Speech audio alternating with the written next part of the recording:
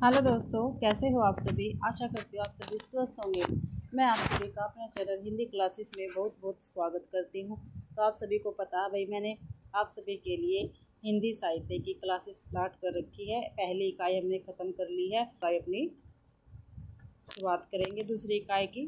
ठीक है, तो करते हैं, देखते हैं हिंदी साहित्य इतिहास लेखन। ठीक है, जो हिंदी साहित्य इतिहास का लेखन है वो किस प्रकार हुआ था, ये हम करेंगे। तो साहित्य इतिहास लेखन की पद्धति।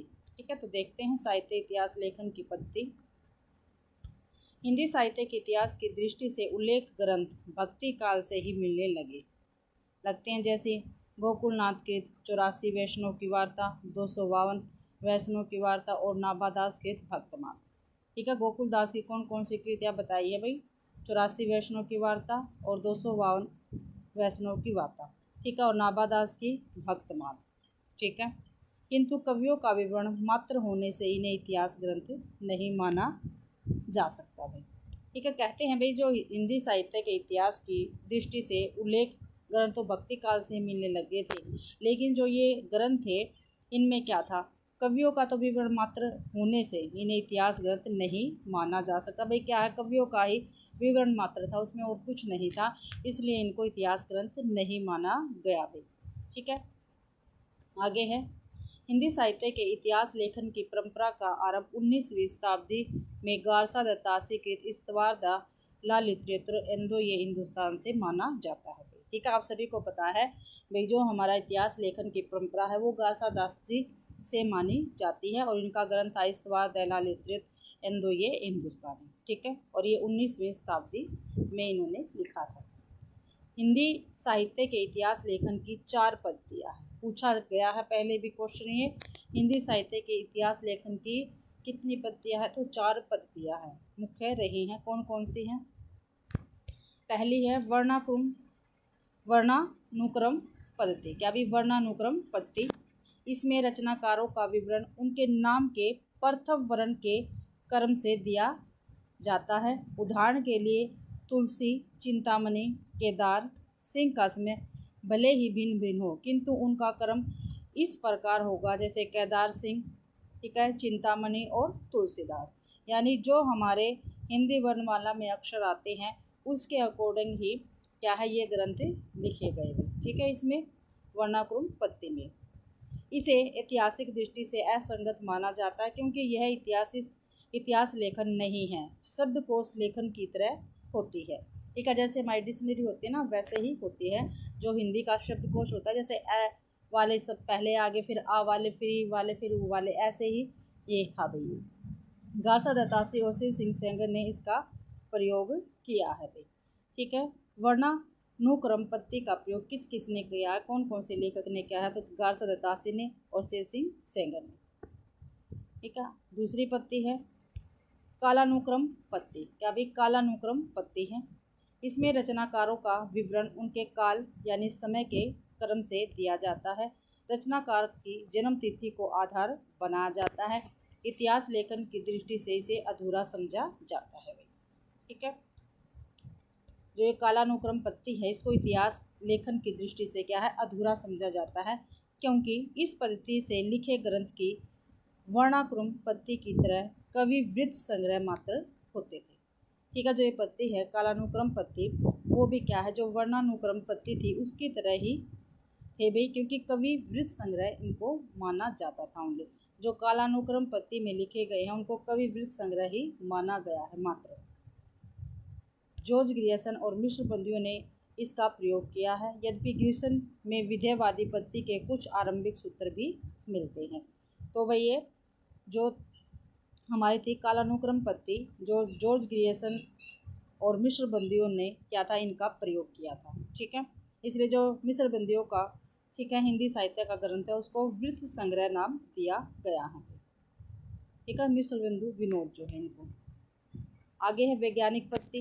इसमें ग्रंथकार निरपेक्ष एवं तटस्थ रहकर तथ्य संकलन कर उसे क्रमबद्ध रूप में प्रस्तुत करता है। ठीक है, इसमें जो ग्रंथकार है वो भाई ना तो किसी का पक्ष लेता है ना किसी के पक्ष में बोलता है, और भाई एक ही जैसे घूम घूम कर अपने उस गंतव्य को क्या है, कंप्लीट करता है। ठीक है, और किसमें क्रमबद्ध रूप में प्रस्तुत करता था। इतिहास लेखन सिर्फ तथ्य संकलन की नहीं बल्कि उनकी व्याख्या एवं विश्लेषण की भी मांग करता है, अतः इस पद्धति को भी अपरिपक्व माना जाता है भाई। फोर्थ है विधेयवादी पद्धति। कौन सी भाई? विधेयवादी पद्धति। फ्रेंच विद्वान तेन ने इसे सुव्यवस्थित सिद्धांत के रूप में स्थापित किया है। ठीक है, जो फ्रेंच विद्वान तेन जी हैं, इन्होंने भाई इसे सुव्यवस्थित सिद्धांत के रूप में स्थापित किया। तेन ने इस पद्धति को 3 शब्दों के माध्यम से स्पष्ट किया है। किसको भाई? विधेयवादी पद्धति को। वो शब्द देखते हैं कौन कौन से हैं। तो पहला है जाति, वातावरण और सन विशेष। कौन कौन से है? जाति, वातावरण, सन विशेष। इस पद्धति के अनुसार किसी भी साहित्य के इतिहास को समझने के लिए उससे संबंधित जातीय परंपराओं, राष्ट्रीय और सामाजिक वातावरण एवं सामयिक परिस्थितियों का अध्ययन विश्लेषण आवश्यक है। ठीक है, किसके अकॉर्डिंग है ये? विधेयवादी पद्धति के अकॉर्डिंग है भाई। जाति, वातावरण और सन विशेष पूछा भी ये क्वेश्चन जाता है। जो भाई फ्रेंच विद्वान तेन है, इन्होंने विधेयवादी पद्धति के को 3 शब्दों के विधेयवादी पद्धति के भी 3 शब्द कौन कौन से इन्होंने माने हैं। तो कौन कौन से वो 3 शब्द जो इन्होंने माने हैं विधेयवादी पद्धति के अकॉर्डिंग? तो जाति, वातावरण और सन। आगे है, इसे इतिहास लेखन की व्यापक, स्पष्ट एवं विकसित पद्धति माना गया। किसे? विधेयवादी पद्धति को भाई। इतिहास लेखन की भी ये व्यापक पद्धति है, स्पष्ट है और विकसित है, क्योंकि इसके द्वारा साहित्य की विकास प्रक्रिया को बहुत कुछ स्पष्ट किया जा सकता है। हिंदी में सर्वप्रथम रामचंद्र शुक्ल ने इस पद्धति का प्रयोग किया था। ठीक है, तो भाई हिंदी में सबसे पहले जो विधेयवादी पद्धति है इसका प्रयोग रामचंद्र शुक्ल जी ने किया था। उनके बाद रामस्वरूप चतुर्वेदी, बच्चन सिंह आदि प्रख्यात साहित्य इतिहासकारों ने इस पद्धति को आगे बढ़ाया। यह तथ्य उनके निम्नलिखित उद्धरणों से स्पष्ट होता है। जो ये उद्धरण है काफ़ी महत्वपूर्ण भी पेपर में अक्सर पूछे जाते हैं। रामचंद्र शुक्ल, जबकि प्रत्येक देश का साहित्य वहाँ की जनता की चित्तवृत्ति का संचित प्रतिबिंब है, तब यह निश्चित है कि जनता की चित्तवृत्ति के परिवर्तन के साथ साथ साहित्य के स्वरूप में भी परिवर्तन होता चला जाता है। आदि से अंत तक इन्हीं चित्तवृत्तियों की परंपरा को परखते हुए साहित्य परंपरा के साथ उनका सामंजस्य दिखाना ही साहित्य का इतिहास कहलाता है। जनता की चित्तवृत्ति बहुत कुछ राजनीतिक, सामाजिक, सांप्रदायिक तथा धार्मिक परिस्थितियों के अनुसार होती है, और ये काफ़ी महत्वपूर्ण कथन अभी पेपर में अक्सर पूछा जाता है।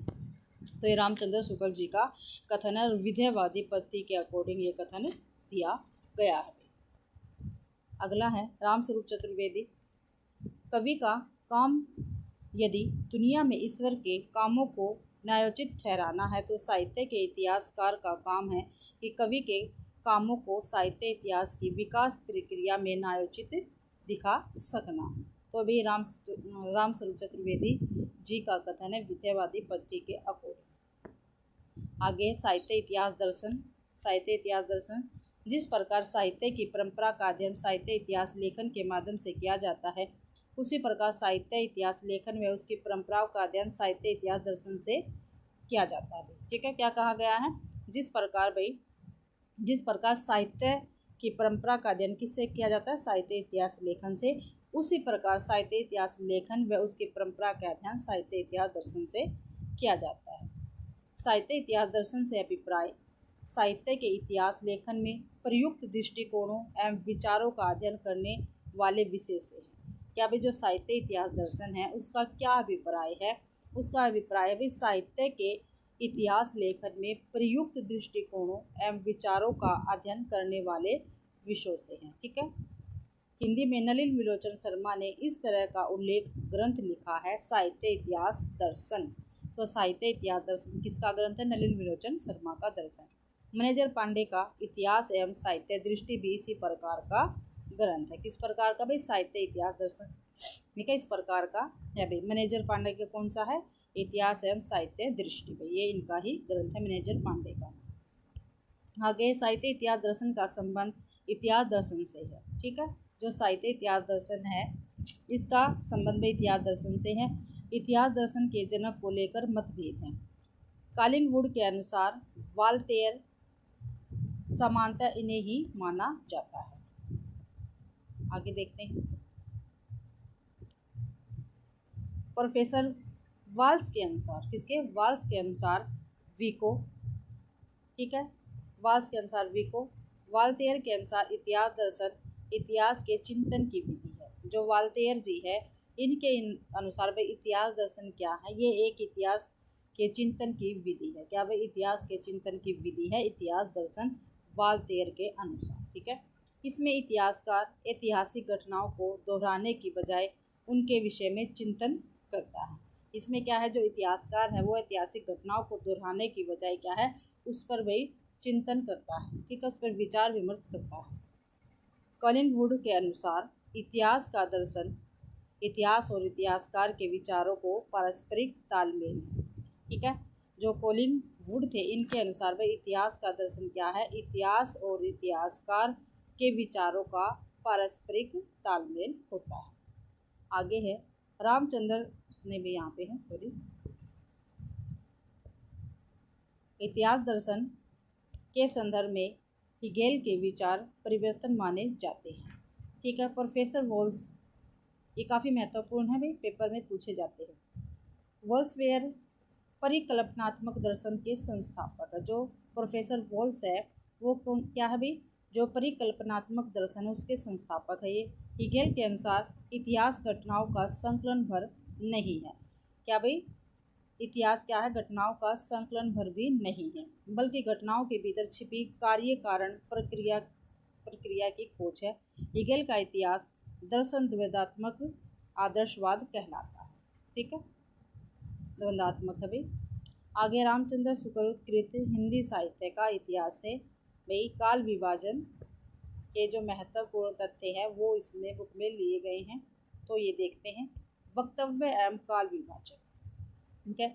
आचार्य शुक्ल ने अपने से पहले लिखे गए साहित्य इतिहास ग्रंथों को कवि वृक्ष संग्रह कहा, ठीक है। जो भाई आचार्य रामचंद्र शुक्ल है इनसे पहले जिन्होंने भी साहित्य इतिहास ग्रंथ लिखे हैं उनको इन्होंने क्या कहा है? कवि वृक्ष संग्रह कहा है भाई, ठीक है। शिव सिंह सरोज ये कवि वृक्ष संग्रह है, ये आचार्य रामचंद्र शुक्ल ने कहा है। Modern vernacular literature of northern Hindustan, ये बड़ा कवि वृक्ष संग्रह है, ठीक है, ध्यान रखना, बड़ा कवि वृक्ष संग्रह ये। मिस्र बंधु विनोद ये बड़ा भारी प्रकांड कवि वृक्ष संग्रह, ध्यान रखना भैया, प्लीज़ आप इनको अच्छी प्रकार से ध्यान रखना, पेपर में पूछे जाते हैं। जो मिस्र बंधु विनोद है बड़ा भारी प्रकांड कवि वृक्ष संग्रह है भाई, ठीक है। Modern vernacular literature of northern Hindustan ये बड़ा कवि वृक्ष संग्रह है। और शिव सिंह सरोज केवल कवि वृक्ष संग्रह, तो इनको आप ध्यान रखना। और ये आचार्य रामचंद्र शुक्ल से पहले साहित्य इतिहास ग्रंथ लिखे गए थे वो तीनों के तीन। आगे है नामकरण 2 आधारों पर किया, ठीक है। काल विभाग के भीतर प्राप्त होने वाली विशेष ढंग की रचनाओं की प्रचुरता व उनके स्वरूप के अनुसार। दूसरा है ग्रंथ की प्रसिद्धि के आधार पर, क्योंकि प्रसिद्धि भी किसी काल की लोक प्रवृत्ति की प्रतिध्वनि है, ठीक है। आगे है किसी काल विस्तार को लेकर यूं ही पूर्व और उत्तर नाम देकर 2 हिस्से कर डालना ऐतिहासिक विभाग नहीं कहला सकता भाई। किसी काल के कवियों की साहित्यिक विशेषताओं के संबंध में मैंने जो संक्षिप्त विचार प्रकट किए हैं वे दिग्दर्शन मात्र के लिए इतिहास की पुस्तक में किसी कवि की पूरी क्या अधूरी आलोचना भी नहीं कर सकते। काफ़ी महत्वपूर्ण कथन, और जितने कथन है ये भी रामचंद्र शुक्ल जी के हैं, और जो ये कथन है ये काफ़ी बार पेपर में भी पूछा गया है। किसी काल के कवियों की साहित्यिक विशेषताओं के संबंध में मैंने जो संक्षिप्त विचार प्रकट किए हैं वो दिग्दर्शन मात्र के लिए इतिहास की पुस्तक में किसी कवि की पूरी क्या अधूरी आलोचना भी नहीं कर सकते भाई।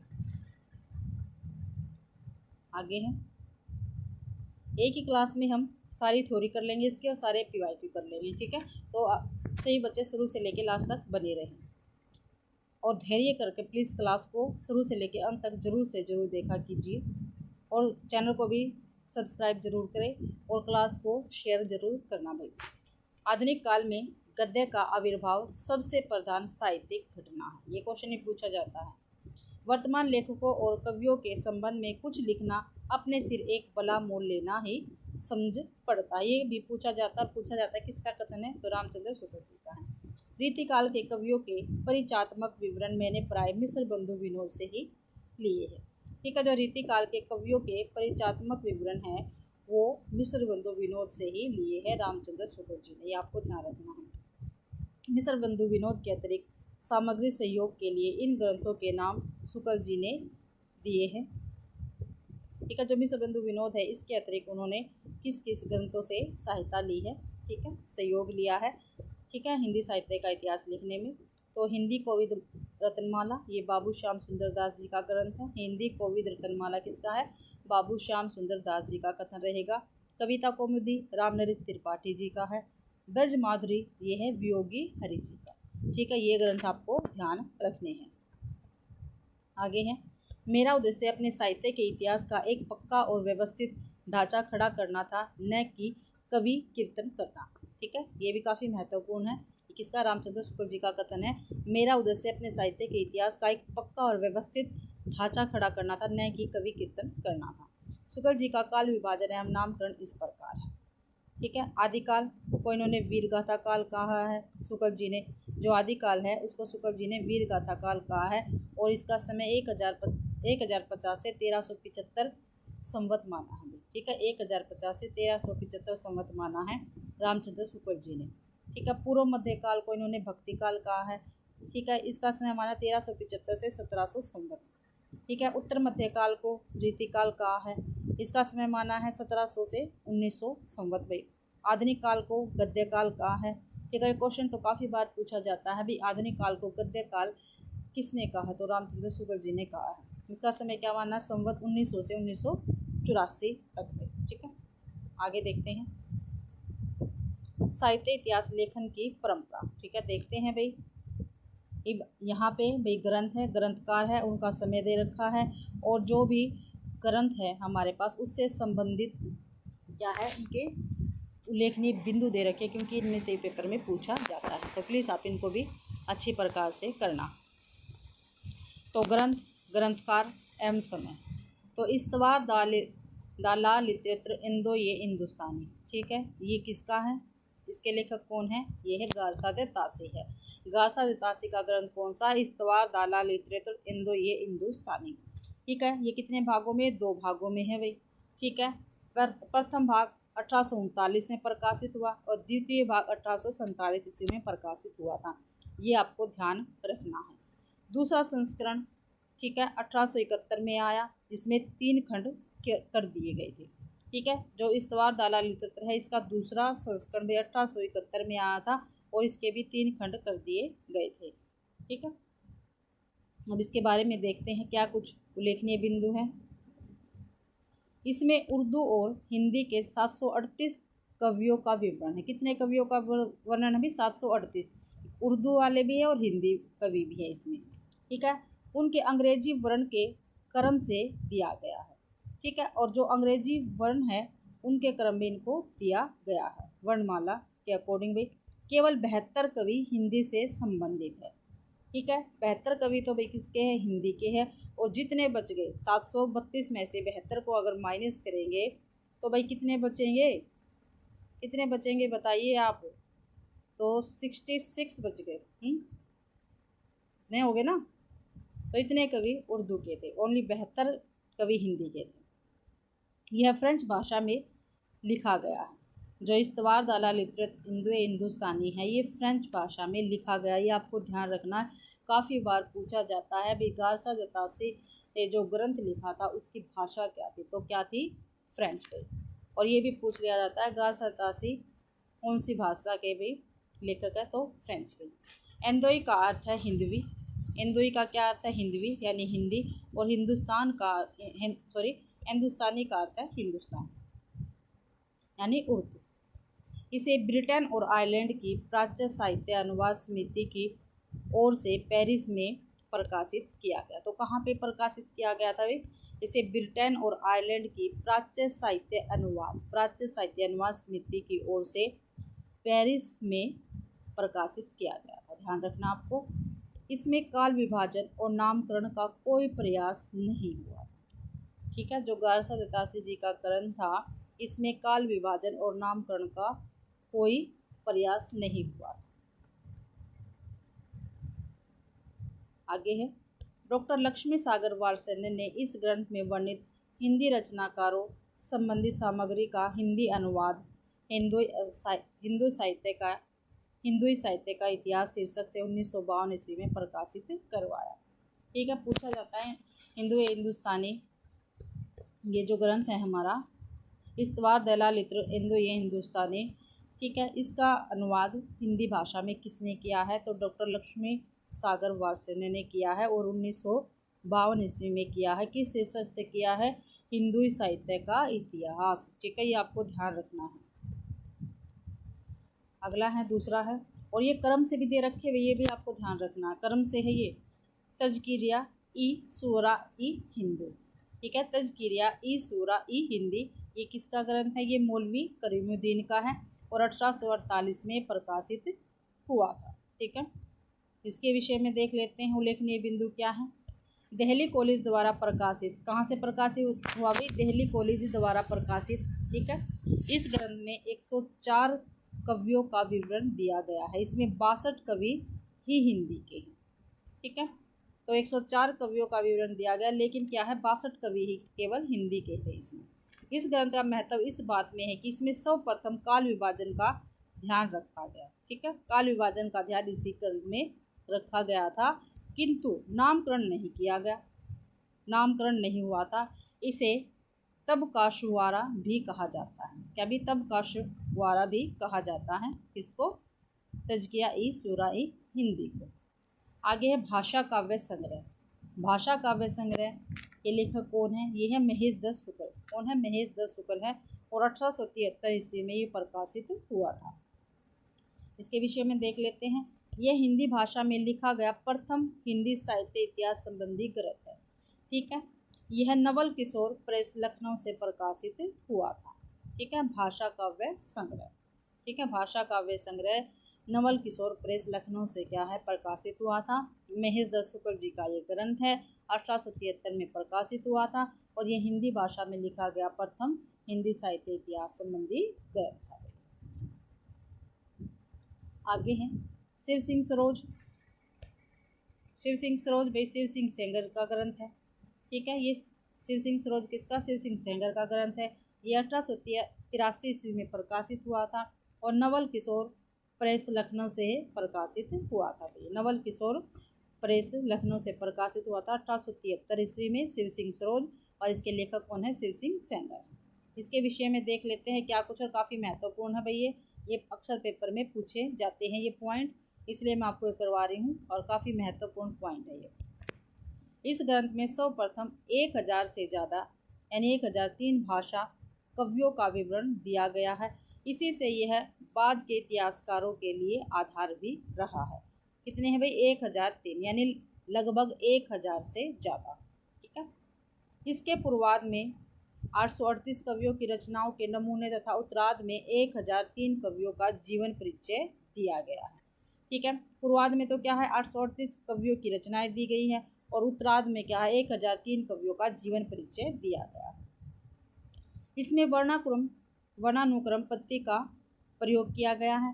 काल विभाजन एवं नामकरण का प्रयास इसमें भी नहीं किया गया भाई शिव सिंह सरोज में। इस ग्रंथ को हिंदी साहित्य के इतिहास का प्रस्थान बिंदु कहते हैं। ये भी काफ़ी महत्वपूर्ण पॉइंट है, आपको ध्यान रखना है। तो शिव सिंह सेंगर का है शिव सिंह सरोज, इसको ही भाई हिंदी साहित्य के इतिहास का प्रस्थान बिंदु भी कहा जाता है। काफ़ी महत्वपूर्ण है, आप कहीं पे नोट कर सकते हैं। अगला ग्रंथ है the modern vernacular literature of northern Hindustan. ये जॉर्ज ग्रियर्सन जी है इसके लेखक और 1888 ईस्वी में ये प्रकाशित हुआ था। इस ग्रंथ के विषय में देखते हैं। इसका प्रकाशन एशियाटिक सोसाइटी ऑफ बंगाल की पत्रिका के विशेषांक के रूप में हुआ था। ये काफ़ी महत्वपूर्ण और काफ़ी बार पूछा गया है। ठीक है, इस ग्रंथ का प्रकाशन कहाँ पे हुआ था? एशियाटिक सोसाइटी ऑफ बंगाल की पत्रिका के विशेषांक के रूप में हुआ था। बहुत से विद्वानों ने इसे सही अर्थों में हिंदी साहित्य का पहला इतिहास ग्रंथ माना है। इसमें सर्वप्रथम हिंदी साहित्य का भाषा की दृष्टि से क्षेत्र निर्धारित करते हुए हिंदी के इतिहासकारों को संस्कृत, पाली, प्राकृत एवं अरबी फारसी मिश्रित उर्दू से पृथक किया गया था। इसमें पहली बार कवियों को काल कर्मानुसार वर्गीकृत करते हुए उनकी प्रवृत्तियों को उद्घाटित भी किया गया। संपूर्ण ग्रंथ 12 अध्यायों में विभक्त है। ठीक है, जो मिस्र बंधु है वो भी मिस्र बंधु नहीं है, द मॉडर्न वर्नाकुलर लिटरेचर है। ये संपूर्ण 12 अध्यायों में विभक्त है। इसके शुरुआती 11 अध्याय भिन्न भिन्न काल के सूचक है। शुरुआती 11 अध्यायों का नामकरण भी किया गया है और इसमें जो इनका नामकरण इसमें से भी क्वेश्चन पेपर में पूछे गए हैं भाई। इसमें कुल 952 कवियों को शामिल किया गया। कितने भी 952 कवि हैं। इसमें से 886 कवियों के विवरण का आधार शिव सिंह सरोज है। ठीक है, दो मॉडर्न वर्नाकुलर लिटरेचर है। ठीक है, गारसा दत्तासी का। इसमें भाई 952 कवि है जो इसमें शामिल हुए हैं, उसमें से 1886 कवियों का विवरण कहाँ से लिया गया? शिव सिंह सरोज से लिया गया है। इन्होंने सर्वप्रथम भक्ति काल को श्रवण युग कहा। ठीक है, श्रवण युग किसने कहा है? ठीक है, ये भी पेपर में पूछा जाता है।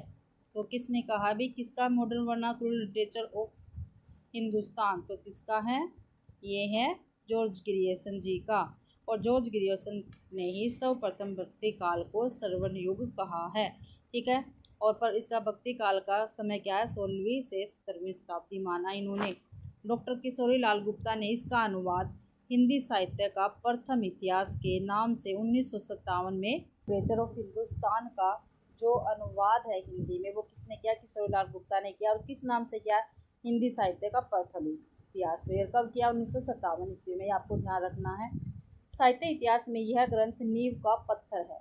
ठीक है, जो ग्रंथ है ये नींव का पत्थर माना गया है। ठीक है, the modern vernacular literature of Hindustan, ये साहित्य इतिहास में नींव का पत्थर माना गया ये ग्रंथ। अगला है मिस्र बंधु विनोद। ठीक, और ये क्रम से दे रखे हैं भाई। मिस्र बंधु विनोद है, किसका है? ये मिस्र बंधु जी का है। प्रथम 3 भाग 1913 ईस्वी में प्रकाशित हुए, चौथा 1934 ईस्वी में प्रकाशित हुआ था। ठीक है, इसमें क्या कुछ विशेष दे रखा? पॉइंट देखते हैं जो की पॉइंट है, पेपर में पूछे जाते हैं। इसमें 4591 कवियों को शामिल किया गया। कितने को? 4591, लगभग 5000 के लगभग। ठीक है, ग्रियर्सन यद्यपि काल विभाजन एवं नामकरण कर चुके थे किंतु व्यवस्थित रूप से इसका श्रेय मिस्र बंधुओं को ही जाता है। ठीक है, वैसे तो भाई जो ग्रियर्सन जी इन्होंने काल विभाजन और नामकरण कर दिया था, लेकिन जो व्यवस्थित रूप से ठीक है काल विभाजन और नामकरण हुआ था उसका श्रेय मिस्र बंधुओं को ही जाता है। इन्होंने संपूर्ण इतिहास को 5 कालों में विभाजित किया था। ठीक है, जो ग्रियर्सन जी है इन्होंने 11 कालों में विभाजित किया और जो मिस्र बंधु है इन्होंने संपूर्ण इतिहास को 5 कालों में विभाजित किया था। मिस्र बंधु 3 भाई थे। यहाँ से भी क्वेश्चन हर बार पेपर में बनता है। क्या नाम थे इनके? मिस्र बंधु जो 3 भाई थे इनके नाम क्या था? गणेश बिहारी मिश्र, श्याम बिहारी मिश्र, सुखदेव बिहारी मिश्र। ठीक है, ये आपको ध्यान रखने नाम। आगे हिंदी साहित्य का इतिहास। ठीक है, इसके लेखक कौन है? रामचंद्र शुक्ल है और 1929 ईस्वी में ये प्रकाशित हुआ था। इसके विषय में देख लेते हैं क्या कुछ की पॉइंट रहेंगे हमारे पास भाई। यह ग्रंथ मूलतः नागरी प्रचारिणी सभा से प्रकाशित हुआ। कहाँ से प्रकाशित हुआ? अभी नागरी प्रचारिणी सभा से प्रकाशित हुआ। हिंदी शब्द सागर की भूमिका के रूप में लिखा गया था। ठीक है, जो हिंदी साहित्य का इतिहास है ये हिंदी शब्द सागर की भूमिका में लिखा गया था। इस भूमिका को हिंदी साहित्य का विकास नाम दिया गया। ठीक है, जो हिंदी शब्द सागर इसकी भूमिका के रूप में लिखा गया और इसको क्या नाम दिया गया? इस भूमिका को हिंदी साहित्य का विकास। यह हिंदी का सर्वाधिक प्रख्यात इतिहास ग्रंथ है। इसमें रचनाकारों के इतिवृत्त की बजाय उनके रचनात्मक वैशिष्ट्य पर अधिक बल दिया गया है। विधेयवादी पद्धति का प्रयोग करते हुए तत्कालीन युगीन परिस्थितियों के संदर्भ में हिंदी साहित्य के इतिहास की विश्लेषित किया गया है। अपभ्रंश साहित्य को हिंदी से अलगाते हुए पूर्व पीठिका के रूप में वर्णित किया गया है। संपूर्ण इतिहास का इतना तार्किक एवं सुव्यवस्थित काल विभाजन किया कि परवर्ती इतिहास ग्रंथों में प्राय उसका ही प्रयोग किया गया है। ठीक है, तो ये रामचंद्र शुक्ल जी ने जो हिंदी साहित्य का इतिहास लिखा था, उसके विषय में हमारे की पॉइंट थे और इनमें से पेपर में पूछे जाते हैं। इसके बाद था हिंदी साहित्य का आलोचनात्मक इतिहास। ये किसने लिखा? डॉक्टर राम कुमार वर्मा ने, और 1938 ईस्वी में लिखा है। इसके की पॉइंट देखते हैं। छायावादी कवि राम कुमार वर्मा। ठीक है, राम कुमार वर्मा किस युग से संबंधित है? छायावादी कवि, वही छायावाद से संबंधित है। द्वारा रचित इस इतिहास ग्रंथ में उनकी काव्यात्मक भाषा ने पाठकों को आकर्षित किया। ठीक है, किन्होंने? काव्यात्मक भाषा जो थी उसके कारण क्या है, जो पाठक थे, पढ़ने वाले थे, वो आकर्षित हुए। अपनी विस्तृत सामग्री, उसकी आकर्षण प्रस्तुति एवं भाषा के कारण या ग्रंथ प्रभाव छोड़ने में सफल रहा। इसमें सिर्फ आदिकाल व भक्ति काल तक की अवधि को ही स्थान मिला है, आगे का भाग वे नहीं लिख पाए। ठीक है, जो राम कुमार वर्मा है भाई, इन्होंने आदिकाल और भक्ति काल ही इसमें लिया है, आगे का विभाग नहीं लिख पाए थे। ठीक है, 693 ईस्वी से 1693 ईस्वी तक ही, ठीक है, जो हिंदी साहित्य का आलोचनात्मक इतिहास है, ठीक है, वो लिखा गया है। और राम कुमार वर्मा ने लिखा था 693 ईस्वी से 1693 ईस्वी तक। आगे निर्गुण ज्ञानाश्री शाखा को संत काव्य धारा और निर्गुण प्रेमाश्री शाखा को सूफी काव्य नाम दिया। ठीक है, किन्होंने नाम दिया? ये राम कुमार वर्मा ने नाम दिया, आपको ध्यान रखना है। इसमें अपभ्रंश साहित्य के बड़े हिस्से को भी शामिल कर संधि काल शीर्षक के अंतर्गत प्रस्तुत किया। ठीक है, वर्मा जी ने इसी से आदिकाल को संधि काल एवं चारण काल कहा है। भाई पूछा जाता है ना, संधि काल और चारण काल नाम किसने दिया है? तो राम कुमार वर्मा ने दिया है आदि काल को। तो आपको ये ध्यान रखना, तभी मैंने आपके लिए थ्योरी क्लासें चलाई है। अगर हम थ्योरी क्लासें करके क्वेश्चन आंसर करेंगे तो हमारा ज़्यादा अच्छी प्रकार से तैयारी होगी। आगे हिंदी साहित्य की भूमिका 1940 ईस्वी, हिंदी साहित्य उद्भव और विकास 1952 ईस्वी, हिंदी साहित्य का आदिकाल 1952 ईस्वी। ये सभी ग्रंथ हजारी प्रसाद द्विवेदी जी के हैं और ये तीनों के तीनों ग्रंथ काफ़ी महत्वपूर्ण हैं। हिंदी साहित्य की भूमिका 1940 ईस्वी में प्रकाशित हुई, हिंदी साहित्य उद्भव और विकास 1952 में प्रकाशित हुआ, हिंदी साहित्य का आदिकाल ये 1952 में प्रकाशित हुआ और इसके लेखक कौन है? हजारी प्रसाद द्विवेदी जी रहेंगे। आगे है भाई, हजारी प्रसाद द्विवेदी ने कोई स्वतंत्र इतिहास ग्रंथ नहीं लिखा। ठीक है, ये काफ़ी महत्वपूर्ण पॉइंट है। जो हजारी प्रसाद द्विवेदी, इन्होंने कोई भी स्वतंत्र इतिहास ग्रंथ नहीं लिखा, किंतु उल्लेखित तीनों ग्रंथ साहित्य इतिहास संबंधी ही है एवं इनमें एक निश्चित साहित्य इतिहास दृष्टि भी मिलती है।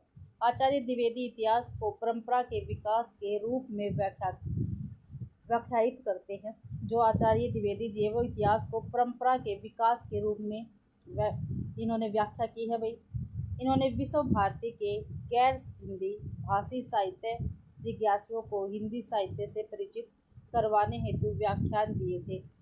उन्हें ही संशोधित परिवर्तित कर हिंदी साहित्य की भूमिका नामक ग्रंथ तैयार किया। काफ़ी महत्वपूर्ण पॉइंट है, दोबारा से देखते हैं।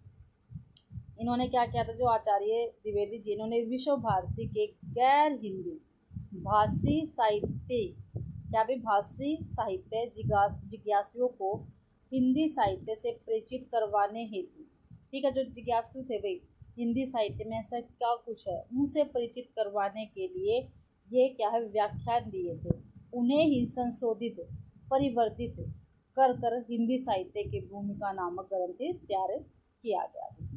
ठीक है, आदिकाल का स्वरूप निर्धारण, भक्ति काल के उदय की पृष्ठभूमि, पूर्ववर्ती सिद्धांतों से भक्तिकालीन संत काव्य धारा का संबंध, उद्घाटन, हिंदी सूफी काव्य का आधार, संस्कृत प्राकृत अपभ्रंश की काव्य परंपराओं को मानना आदि उनके साहित्य इतिहासकार के रूप में उपलब्धियां है।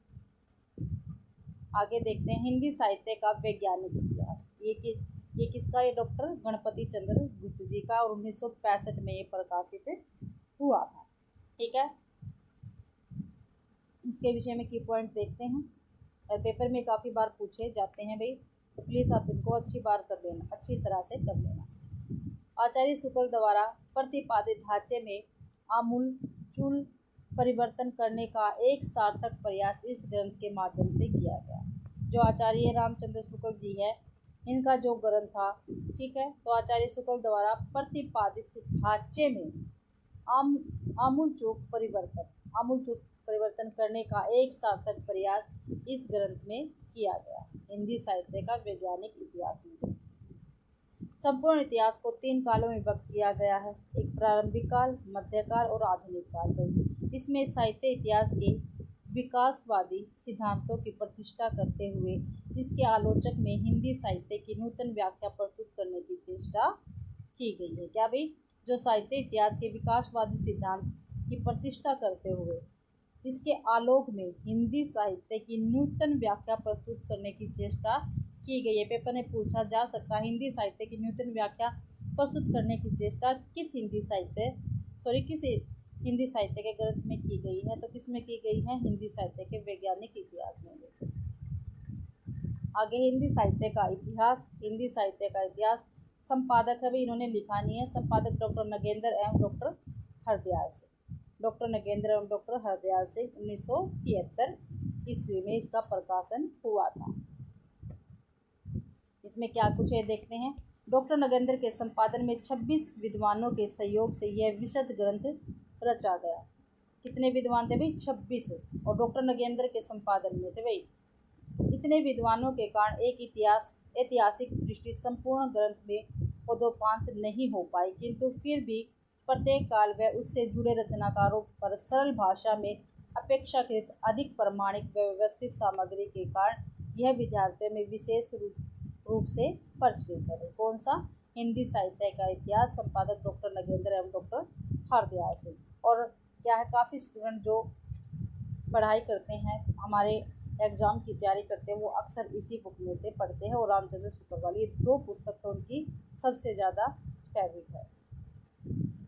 आगे हिंदी साहित्य और संवेदना का विकास। हिंदी साहित्य और संवेदना का विकास ये ग्रंथ किसका? रामस्वरूप चतुर्वेदी जी का है और 1986 ईस्वी में प्रकाशित हुआ था।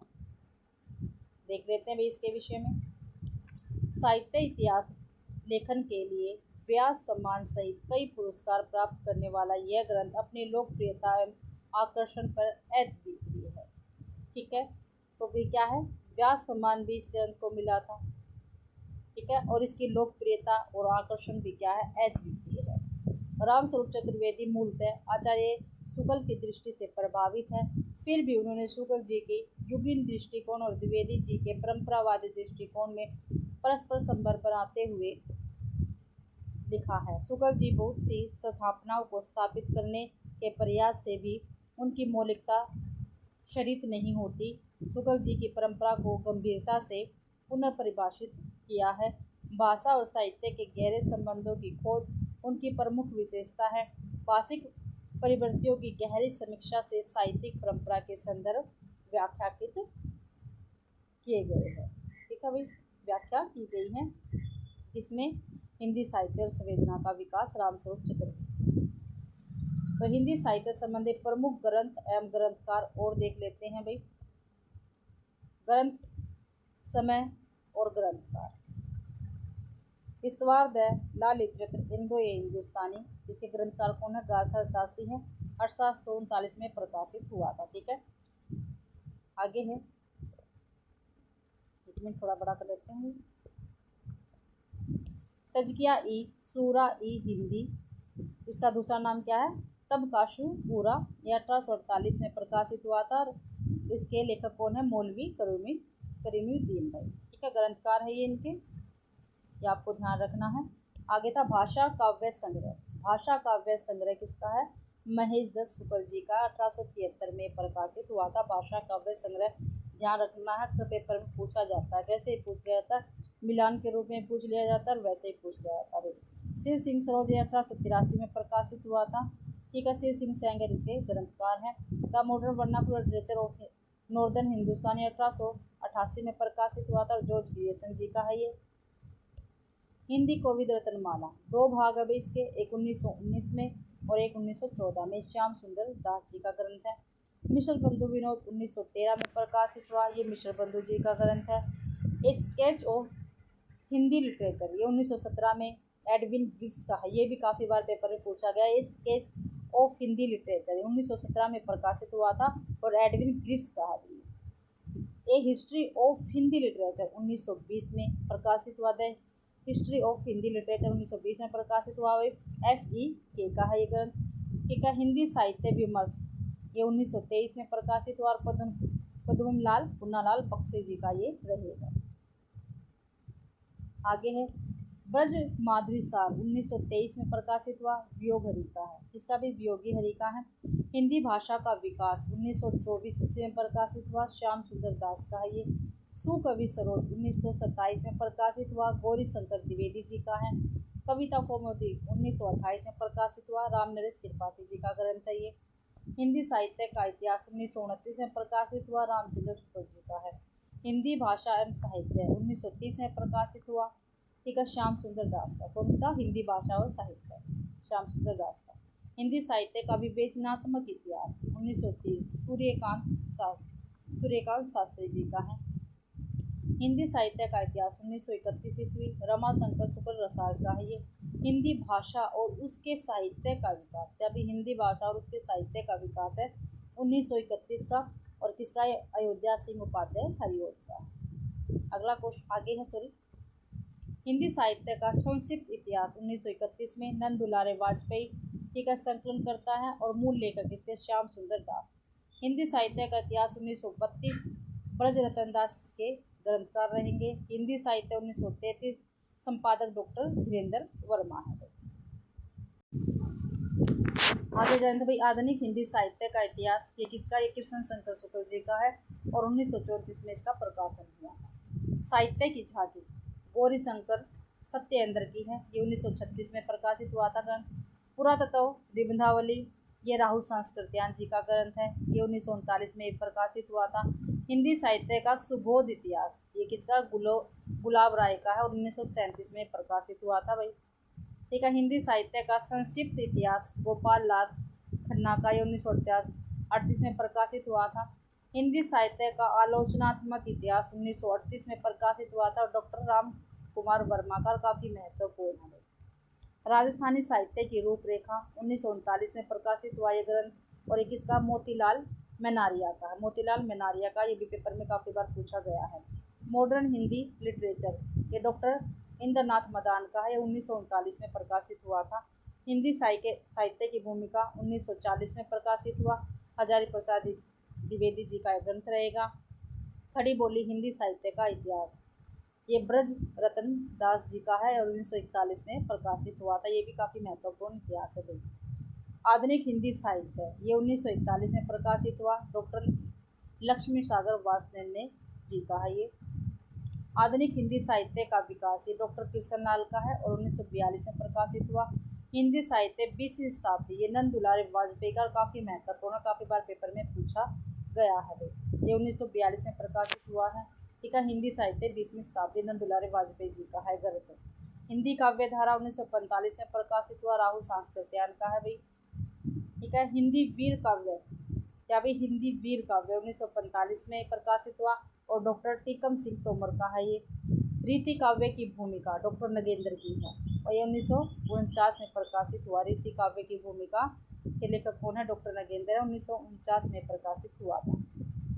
आधुनिक हिंदी साहित्य नंद दुलारे वाजपेयी जी का ग्रंथ है, 1950 में प्रकाशित हुआ। अगला ग्रंथ है उत्तरी भारत की संत परंपरा। उत्तरी भारत की संत परंपरा परशुराम चतुर्वेदी जी के, ये पेपर में पूछा जाता है। 1991 में प्रकाशित हुआ था भाई। हिंदी साहित्य का आदिकाल काफ़ी महत्वपूर्ण ग्रंथ है। हजारी प्रसाद द्विवेदी जी का है, 1952 में प्रकाशित हुआ था। हिंदी साहित्य उद्भव और विकास 1952 में प्रकाशित हुआ। हजारी प्रसाद द्विवेदी जी का है। हिंदी साहित्य का अतीत 1960 ठीक है, विश्वनाथ प्रसाद मिश्र जी का है। ठीक है, विश्वनाथ प्रसाद मिश्र जी का है। हिंदी साहित्य का अतीत 1960 में प्रकाशित हुआ था।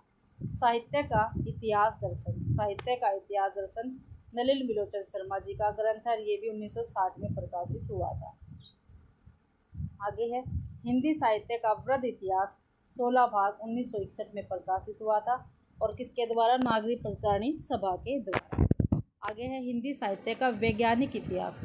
ठीक है, किसका है? ये डॉक्टर गणपति चंद्र गुप्त जी का है और 1965 में प्रकाशित हुआ था। अगला आगे है हिंदी साहित्य का इतिहास इसका संपादक डॉक्टर नगेंद्र है और डॉक्टर हरदयाल है। हिंदी साहित्य का इतिहास ये 1973 में प्रकाशित हुआ था भाई।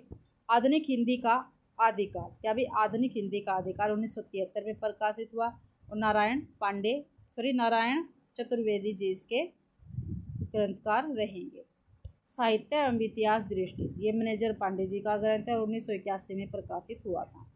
हिंदी साहित्य का सरल इतिहास, काफ़ी महत्वपूर्ण है ये विश्वनाथ त्रिपाठी जी का है। इसका हिंदी साहित्य का सरल इतिहास किसका, विश्वनाथ त्रिपाठी जी का है, 1985 में प्रकाशित हुआ था। हिंदी साहित्य और संवेदना का विकास, ये रामस्वरूप चतुर्वेदी जी का है, 1986 में प्रकाशित हुआ ये। हिंदी साहित्य का समीक्षात्मक इतिहास प्रोफेसर वासुदेव सिंह का है, 1993 में प्रकाशित हुआ था। हिंदी साहित्य का दूसरा इतिहास, ये भी काफ़ी महत्वपूर्ण इतिहास है, बच्चन सिंह का है और 1996 में प्रकाशित हुआ था। हिंदी साहित्य का आधा इतिहास, ये भी काफ़ी महत्वपूर्ण इतिहास है और सुमन राजे जी का है, 2003 में प्रकाशित हुआ था। हिंदी साहित्य का मौखिक इतिहास, ये संपादक इसके नीलाम है और 2004 में प्रकाशित हुआ था। हिंदी साहित्य का विवेचन परक इतिहास, ये मोहन अवस्थी का है। विवेचन परक इतिहास किसका, मोहन अवस्थी का है और 2008 में प्रकाशित हुआ था। हिंदी साहित्य का परिचयात्मक इतिहास, ये भागीरथ मिश्र जी का है, 2010 में ये प्रकाशित हुआ था। हिंदी साहित्य का ओझल नारी इतिहास अभी 2012 में प्रकाशित हुआ था और नीरजा माधव जी का ये रहेगा। आगे देख लेते हैं। हिंदी साहित्य का इतिहास 2015, ये हेमंत कुकरेती का है। ठीक है, किसका, हेमंत कुकरेती का है हिंदी साहित्य का इतिहास 2015। हिंदी साहित्य का समग्र इतिहास 2019 में प्रकाशित हुआ और राम किशोर शर्मा जी का ये रहेगा। ठीक है, तो ये काफ़ी महत्वपूर्ण ग्रंथ थे। ठीक है, और ग्रंथकार थे, ये मैंने आपको बता दिए और अक्सर इनमें से पेपर में पूछा जाता है। आगे इनके पॉइंट देख लेते हैं जो पेपर में अक्सर पूछे गए हैं। उदय नारायण तिवारी कृत हिंदी भाषा का उद्भव और विकास।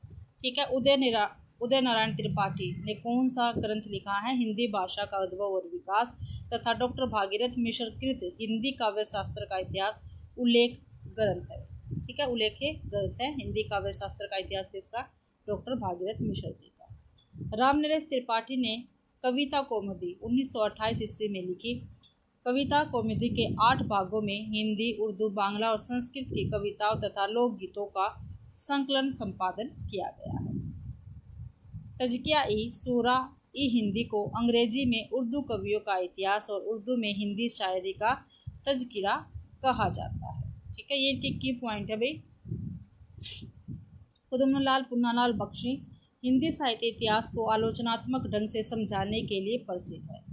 ठीक है, हिंदी के मुसलमान कवि नामक साहित्य इतिहास ग्रंथ गंगा प्रसाद सिंह का है। ब्रज माधुरी सार के संपादन की प्रेरणा वियोगी हरि को पंडित राधाचरण गोस्वामी से ही मिली थी। ठीक है, ब्रज माधुरी सार किसका है, वियोगी हरि है और इसकी प्रेरणा कहाँ से मिली थी, राधाचरण गोस्वामी से इनको मिली थी। माता प्रसाद गुप्त का हिंदी पुस्तक साहित्य। ठीक है, माता प्रसाद गुप्त का कौन सा, हिंदी पुस्तक साहित्य नामक ग्रंथ आधुनिक साहित्य का बीजक कहलाता है। काफ़ी महत्वपूर्ण पॉइंट है। जो माता प्रसाद गुप्त जी हैं, इनका हिंदी पुस्तक साहित्य क्या है, आधुनिक साहित्य का बीजक कहलाता है। ठीक है, आगे है एफ ई के ने ए हिस्ट्री ऑफ हिंदी लिटरेचर में हिंदी साहित्य इतिहास को 4 कालों में बांटा है। कितने कालों में बांटा भी, 4 कालों में बांटा है। एफ.ई.के ने हिंदी की शेषावस्था के वृत्तों का वर्णन करने के बाद काल विभाजन का आधार हिंदी साहित्य के महत्वपूर्ण आंदोलनों को माना है। ठीक है, ये आपको ध्यान रखना है। साहित्य इतिहास संबंधी अन्य उल्लेख ग्रंथ तो देखते हैं। राजस्थानी भाषा और साहित्य, ये डॉक्टर मोतीलाल मेनारिया का है। राजस्थान का पिंगल साहित्य, ये भी डॉक्टर मोतीलाल मेनारिया का ही रहेगा। राजस्थानी साहित्य की रूपरेखा, ये भी डॉक्टर मोतीलाल मेनारिया का है। चैतन्य मृत और ब्रज साहित्य प्रभुदयाल मित्तल का है। राधा वल्लभ संप्रदाय सिद्धांत और साहित्य, ये डॉक्टर विजेंद्र स्नातक का है। पंजाब प्रांतीय हिंदी साहित्य का इतिहास, क्या भी पंजाब प्रांतीय हिंदी साहित्य का इतिहास, ये चंद्रकांत बाटी का। आगे है आचार्य हजारी प्रसाद द्विवेदी के विषय में, आचार्य हजारी प्रसाद द्विवेदी के विषय में डॉक्टर गणपति चंद्रगुप्त ने लिखा है। ठीक है, डॉक्टर गणपति चंद्रगुप्त ने लिखा है हजारी प्रसाद द्विवेदी के विषय में। क्या लिखा ये देखते हैं। वस्तुतः वे पहले व्यक्ति है जिन्होंने आचार्य शुक्ल की अनेक धारणाओं और स्थापनाओं को चुनौती देते हुए उन्हें सबल प्रमाणों के आधार पर खंडित किया है। निश्चय ही आचार्य द्विवेदी हिंदी के सबसे अधिक सशक्त इतिहासकार रहे हैं। ये डॉक्टर गणपति चंद्रगुप्त ने कहा है आचार्य हजारी प्रसाद द्विवेदी के विषय में। आगे है हिंदी के साहित्य इतिहास लेखन के संदर्भ में नलिन विलोचन शर्मा के निम्नलिखित मत स्मरणीय हैं। ठीक है, तो देखते हैं क्या कुछ है।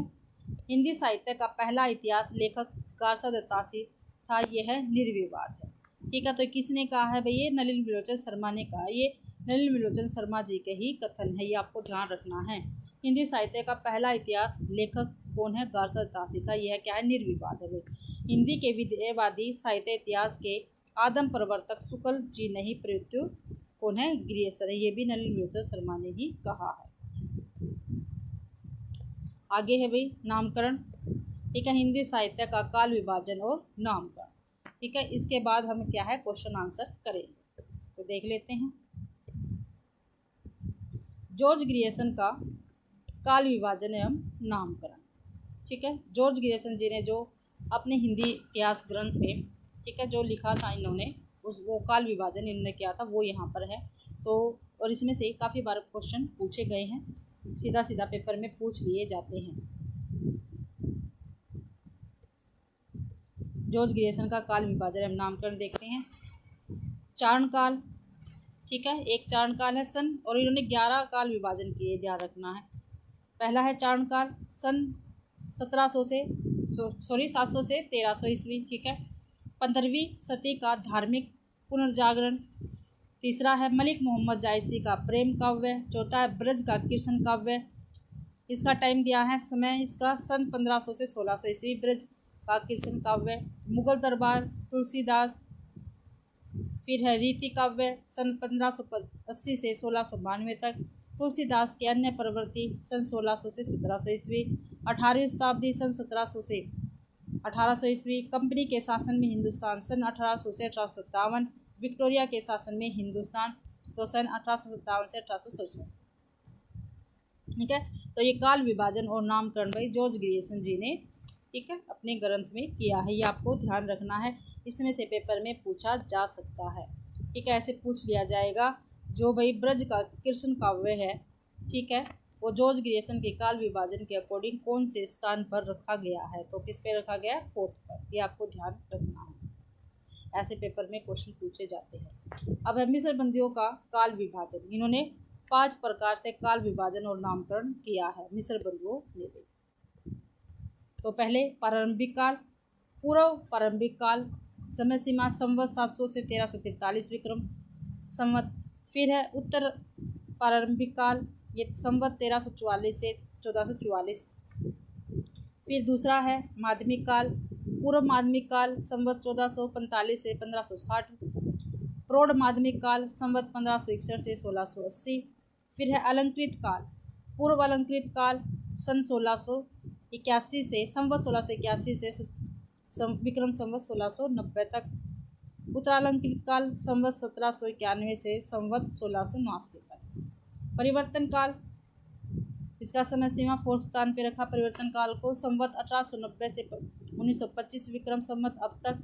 वर्तमान काल संवत 1626 विक्रम संवत से अब तक। तो ये मिस्र बंधुओं द्वारा किया गया काल विभाजन है, इनका पेपर में पूछे जाते हैं। ठीक है, ऐसे पूछे जाते हैं। पूर्व प्रारंभिक काल, ठीक है, जो नामकरण है वो किसने किया है और इसकी समय, इसका जो काल विभाजन का समय है वो क्या है, तो ऐसे क्वेश्चन पूछे जाते हैं। अब है आचार्य रामचंद्र शुक्ल जी का काल विभाजन, इसको देखते हैं। वीर गाथा काल, आदिकाल को कहा इन्होंने। समय सीमा 1050 से 1375 विक्रम संवत। ठीक है, पूर्व मध्यकाल को भक्ति काल कहा है, संवत 1375 से 1700 विक्रम संवत। ठीक है, रीतिकाल उत्तर मध्यकाल को कहा भाई, संवत 1700 से 1900 विक्रम संवत। ठीक है, और आधुनिक काल को इन्होंने गद्य काल कहा है, संवत 1600 से 1984 विक्रम संवत। आगे है डॉक्टर राम कुमार वर्मा का काल विभाजन एवं नामकरण। ठीक है। डॉक्टर राम कुमार वर्मा ने जो काल विभाजन किया और नामकरण किया है वो इस प्रकार है, देखते हैं। पहला प्रारंभिक काल, दो भाग किए इन्होंने, एक संधि काल, दूसरा चारण काल। ठीक है। संधि काल संवत 1750 से 1000 विक्रम संवत और चारण काल 1000 विक्रम संवत से 1375 विक्रम संवत में। ठीक है। तो ये पूछा जाता है ना, आदिकाल को संधि काल और चारण काल किसने कहा? तो राम कुमार वर्मा ने ही कहा है। ठीक है। और प्रारंभिक काल का है, दो भाग कर दिए, संधि काल और चारण काल। फिर भक्ति काल, इसकी समय सीमा 1375 से 1700 विक्रम संवत, रीति काल की 1700 से 1900 विक्रम संवत और आधुनिक काल संवत 1900 विक्रम संवत से अब तक। ठीक है। तो ये भी राम कुमार वर्मा ने काल विभाजन और नामकरण किया।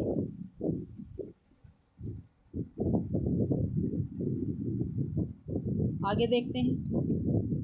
आचार्य हजारी प्रसाद द्विवेदी का काल विभाजन एवं नामकरण। ठीक है। हजारी प्रसाद द्विवेदी जी का देखते हैं काल विभाजन और नामकरण। आदिकाल सन 1000 से 1400 ईस्वी, भक्ति काल सन 1400 से 1700 ईस्वी। और जो भी आपको ये ध्यान रखना, जो ईस्वी में दे रखे वो ईस्वी में, और जो संवत में दे रखे वो संवत में याद करने। लेकिन फिर भी पेपर में भाई संवत वाले ईस्वी में पूछ ले जाते हैं और इसी वाले संवत में, तो आपको अच्छी प्रकार से ध्यान से आपको याद करना और पेपर में अच्छी प्रकार से ध्यान से आपको लिखना है। रीतिकाल सन 1700 से 1800 ईस्वी, आधुनिक काल सन 1801 से अब तक। गणपति चंद्रगुप्त का काल विभाजन एवं नामकरण देखते हैं। प्रारंभिक काल सन 1184 से 1350, पूर्व मध्यकाल सन 1350 से 1600 ईस्वी, उत्तर मध्यकाल सन 1600 ईस्वी से 1857 ईस्वी, आधुनिक काल सन 1857 से अब तक। आगे है डॉक्टर नगेंद्र द्वारा संपादित ग्रंथ हिंदी साहित्य का इतिहास का काल विभाजन देखते हैं। आदिकाल 7वीं शताब्दी के मध्य से 14वीं शताब्दी के मध्य तक, भक्ति काल 14वीं शताब्दी के मध्य से 17वीं शताब्दी के मध्य तक, रीतिकाल 17वीं शताब्दी के मध्य से 19वीं शताब्दी के मध्य तक, आधुनिक काल 19वीं शताब्दी के मध्य से अब तक। और पूर्ण जागरण काल कहा इन्होंने भारतेंदु युग, 1857 से 1900, जागरण सुधार काल द्विवेदी युग 1900 से 1918 तक कहा भाई। ठीक है। छायावादी युग 1918 से 1938, समय सीमा देख लेना। छायोत्तर काल भाई, प्रगति प्रयोग काल 1938 से 1953, नवलेखन काल 1953 से अब तक। फिर है राम स्वरूप चतुर्वेदी का काल विभाजन देखते हैं और नामकरण का। चतुर्वेदी जी ने अपने इतिहास ग्रंथ में आचार्य शुक्ल के काल विभाजन की स्वीकृति कुछ संशोधनों के साथ इस प्रकार करते हैं। आदिकाल को इन्होंने वीरगाथा काल कहा है, सन 1000 से 1350। पूर्व मध्यकाल भक्ति काल को कहा है इन्होंने, नहीं, पूर्व मध्यकाल को भक्ति काल इन्होंने कहा 1350 से 1650 ईस्वी तक। उत्तर मध्यकाल को रीतिकाल कहा है, सन 1650 से 1850 ईस्वी तक। आधुनिक काल को गद्यकाल कहा है, सन 1850 से अब तक। डॉक्टर बच्चन सिंह का काल विभाजन एवं नामकरण। आदिकाल को अपभ्रंश काल कहा है। ठीक है। बच्चन सिंह ने भक्ति काल का समय सीमा दी है 1400 से 1650 ईस्वी तक। रीतिकाल की समय सीमा 1650 से 1657, 1857 सॉरी। आधुनिक काल सन 1857 से अब तक। तो ये भाई क्या है, इन्होंने जितने भी हमारे इतिहास ग्रंथकार हैं उन्होंने क्या है, काल विभाजन किया है और नामकरण। ठीक है। तो यहाँ पे कुछ एक लाइन लिख रखी है, काफ़ी महत्वपूर्ण है। ठीक है। वो मैं आपको करवाना चाहती हूँ। ठीक है। इसमें से संभावना पेपर में कुछ पूछा जाए। आचार्य हजारी प्रसाद द्विवेदी का काल विभाजन उनकी पुस्तक हिंदी साहित्य उद्भव और विकास पर आधारित है। ठीक है। जो ऊपर हजारी प्रसाद द्विवेदी जी ने काल विभाजन और नामकरण किया है वो कहाँ से है? उद्भव और विकास। ठीक है। हिंदी साहित्य की जो उनकी पुस्तक है वहाँ से है। इसमें रीतिकाल का निश्चित काल विभाजन नहीं। इस पुस्तक के अनुसार 15वीं से 17वीं, चलो इसको रहने देते हैं। क्वेश्चन आंसर अब हम करते हैं। ठीक है। अब हमारे क्वेश्चन आंसर है।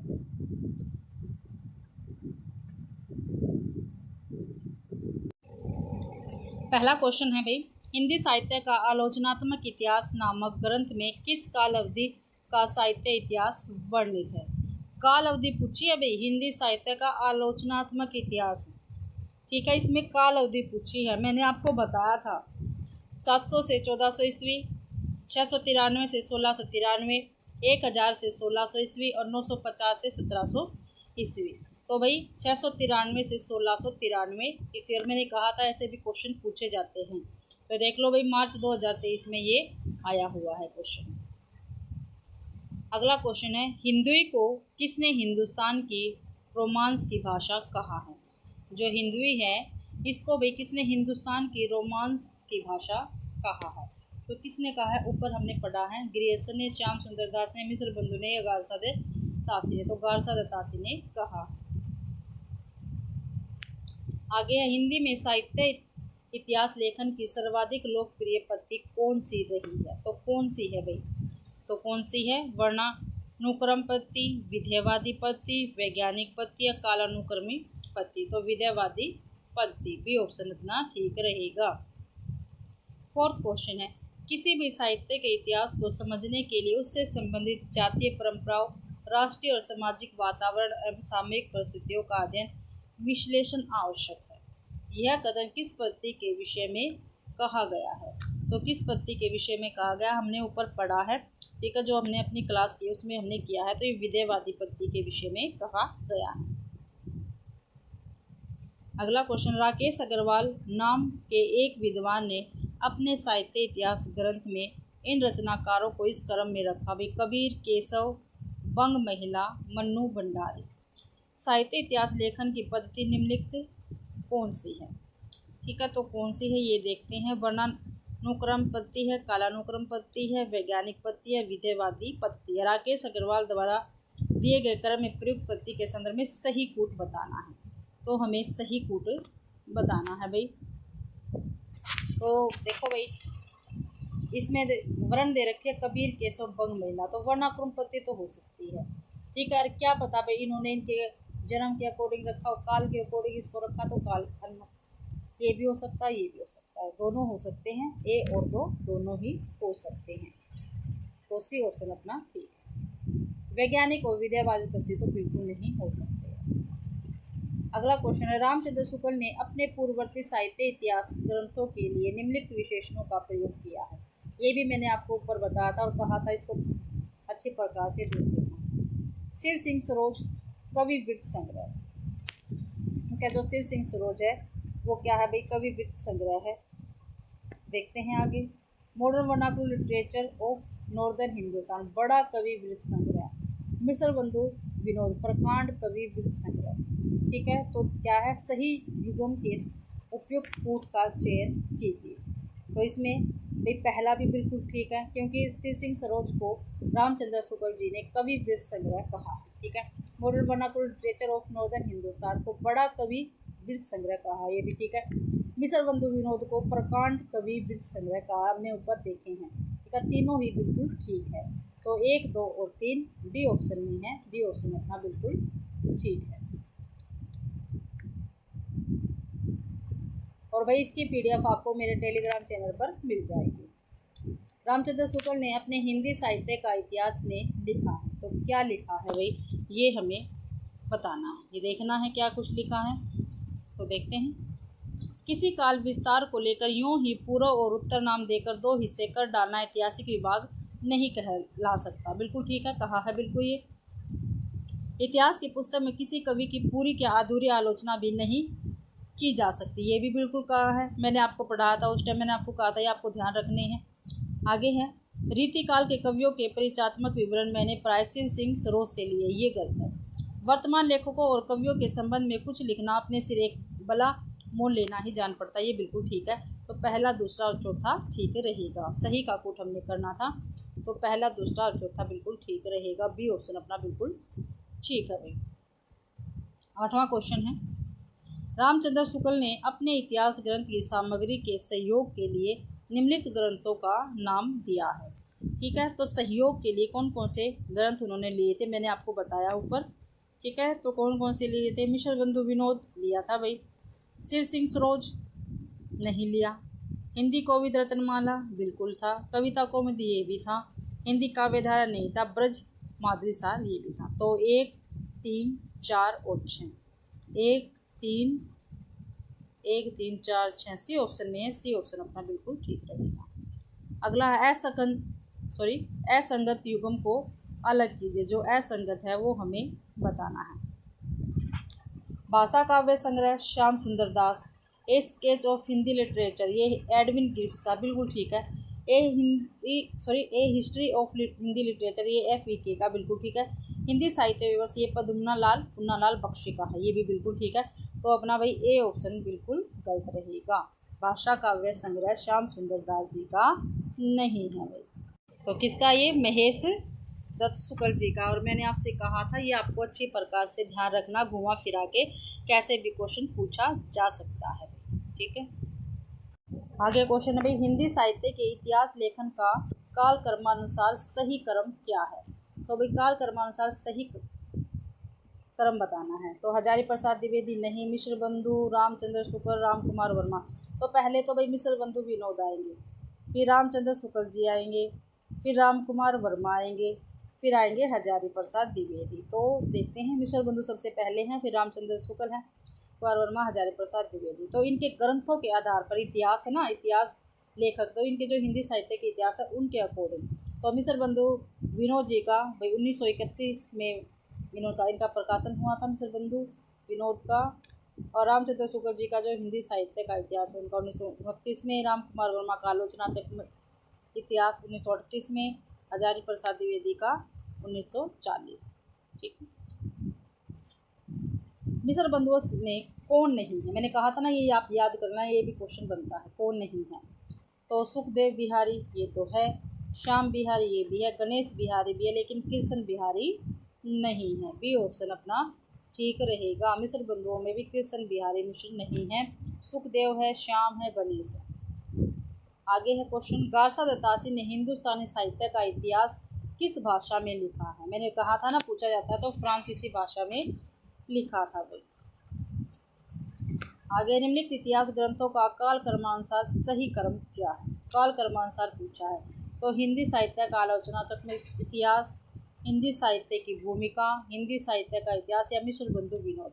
तो सबसे पहले आएगा मिश्र बंधु विनोद। क्या आएगा भाई, मिश्र बंधु विनोद आएगा। फिर हिंदी साहित्य का इतिहास, फिर हिंदी साहित्य का आलोचनात्मक इतिहास, ठीक है। तो हमारा भाई डी ऑप्शन बिल्कुल ठीक रहेगा, मिश्र बंधु विनोद, ठीक है। फिर हिंदी साहित्य का इतिहास, हिंदी साहित्य का आलोचनात्मक इतिहास, हिंदी साहित्य की भूमिका। जो हमारे पास पहले क्वेश्चन आया तो वही था। मिश्र बंधु विनोद का प्रकाशन कब हुआ था, 1931 में, ठीक है। हिंदी साहित्य का इतिहास का 1929 में, आलोचनात्मक इतिहास 1938 में, ठीक है। और हिंदी साहित्य की भूमिका 1940। मिश्र बंधु विनोद किसका, मिश्र बंधु जी का है। हिंदी साहित्य का इतिहास रामचंद्र शुक्ल का है। हिंदी साहित्य का आलोचनात्मक इतिहास राम कुमार वर्मा का है। और हिंदी साहित्य की भूमिका हजारी प्रसाद द्विवेदी की रहेगी। अगला क्वेश्चन है, निम्नलिखित रचनाओं को उनके रचनाकारों के साथ सुमेलित करना है, ठीक है। तो सुमेलित करते हैं। हिंदी साहित्य की भूमिका भी हमने ऊपर देखी किसकी है, हजारी प्रसाद द्विवेदी की है, तो 1 का 2। हिंदी साहित्य का आलोचनात्मक इतिहास राम कुमार वर्मा का भी हमने ऊपर देखा है, बी का 4। हिंदी साहित्य का दूसरा इतिहास किसका है, ये बच्चन सिंह का है, तो डी का 3। उत्तरी भारत की संत परंपरा, जो उत्तरी भारत की संत परंपरा ये किसके, परशुराम चतुर्वेदी जी की रहेगी। तो 2 4 1 3 देखते हैं, 2 4 1 3 2 4 1 3, तो ये बी ऑप्शन हमारा ठीक रहेगा। शिव सिंह सरोज का प्रकाशन कब हुआ, तो भाई थोड़ा सा ब्लर है, मैं बता देती हूँ। शिव सिंह सरोज जो है इसका प्रकाशन 1883 ईस्वी में हुआ था। कब हुआ था, 1883 ईस्वी में शिव सिंह सरोज का प्रकाशन हुआ था। पहले भी मैंने आपको ये ऊपर सारा करवाया। आगे है क्वेश्चन 7वां, विलक्षण बात यह है कि आधुनिक गद्य साहित्य की परंपरा का प्रवर्तन नाटक से हुआ। अभी विलक्षण बात यह है कि आधुनिक गद्य साहित्य की परंपरा का प्रवर्तन नाटक से हुआ है। उपयुक्त कथन किस इतिहासकार का है, तो हजारी प्रसाद द्विवेदी का, रामचंद्र शुक्ल का, बच्चन सिंह का, या रामस्वरूप चतुर्वेदी का है। तो ये भाई ये कथन रामचंद्र शुक्ल जी का रहेगा। विलक्षण बात यह है कि आधुनिक गद्य साहित्य की परंपरा का प्रवर्तन नाटक से हुआ है, तो रामचंद्र शुक्ल जी का कथन रहेगा। अगला क्वेश्चन है, मलिक मोहम्मद जायसी की प्रेम कविता। मलिक मोहम्मद जायसी की प्रेम कविता हिंदी साहित्य के इतिहास का काल विभाजन और नामकरण करते हुए उपयुक्त नामकरण किस साहित्य इतिहासकार ने सुझाया है, मैंने आपको बताया था ऊपर। तो जॉर्ज अब्राहम गिरिसन, रामचंद्र शुक्ल, हजारी प्रसाद द्विवेदी, गणपति चंद्र गुप्त। तो ए ऑप्शन अपना बिल्कुल ठीक रहेगा, जॉर्ज अब्राहम गिरिसन ने ये नामकरण दिया है। अगला क्वेश्चन है, 700-800 वर्षों की संचित ज्ञान राशि सामने लगी हुई थी, पर ऐसी निर्दिष्ट सारणियों की उद्भावना नहीं हुई थी जिसके अनुसार सुगमता से इस प्रभुत सामग्री का वर्गीकरण होता। भिन्न भिन्न शाखाओं के हजारों कवियों की केवल कालक्रम से गुथी उपयुक्त वृत्तमालाएं साहित्य के इतिहास के अध्याय में कहाँ तक सहायता पहुँचा सकती थी। सारे रचना काल को केवल आदि, मध्य, पूर्व, उत्तर इत्यादि खंडों में आंख मूंद कर बांट देना, यह भी ने देखा कि खंड के भीतर क्या है और क्या आता है क्या नहीं, किसी वृत्त संग्रह को इतिहास नहीं बना सकता। तो साहित्य इतिहास लेखन के संबंध में उपयुक्त बातें किस आलोचक की है? तो मैंने आपको ये भी करवाया था, तो रामचंद्र शुक्ल जी की है। तो तभी कहते हैं थोड़ी क्लास करके अगर हम क्वेश्चन आंसर करेंगे तो हम जल्दी जल्दी अपने क्वेश्चनों को निपटा देंगे। ठीक है, अच्छी प्रकार से हमारे क्वेश्चन हमें याद भी हो जाएंगे। अगला है ब्रज का कीर्तन संप्रदाय। हिंदी साहित्य के इतिहास का काल विभाजन और नामकरण करते हुए उपयुक्त नामकरण निम्नलिखित में से किस साहित्य इतिहासकार ने सुझाया? तो किसने सुझाया है? जॉर्ज ग्रियर्सन ने सुझाया है। 11वां क्वेश्चन है, निम्नलिखित में से किसके मतानुसार इतिहास की व्याख्या द्वंद्वात्मक पत्ति के आधार पर होनी चाहिए? तो किसके अनुसार भाई? हीगल के अनुसार। हीगल के अनुसार भी, ठीक है, किसके? हीगल के अनुसार। हमने ऊपर भी देखी है ये। अगला क्वेश्चन है, निम्नलिखित में से इतिहास दर्शन से मूलतः संबंधित विचारक है। इतिहास दर्शन से मूलतः संबंधित विचारक कौन है भाई? ये हमें बताना है। वोल्टेयर है, हीरोतम है, विको है या कांट है? तो वोल्टेयर रहेंगे।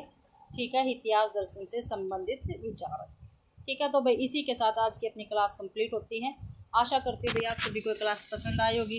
अगर आप सभी को क्लास पसंद आती है तो प्लीज़ वीडियो को ज़्यादा से ज़्यादा शेयर करें, लाइक करें और कमेंट करना बिल्कुल भी ना भूलें भाई।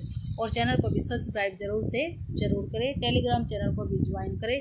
क्लास का PDF आपको वहीं पर मिलेगा। ठीक है, और आप सभी का क्लास देखने के लिए बहुत बहुत धन्यवाद।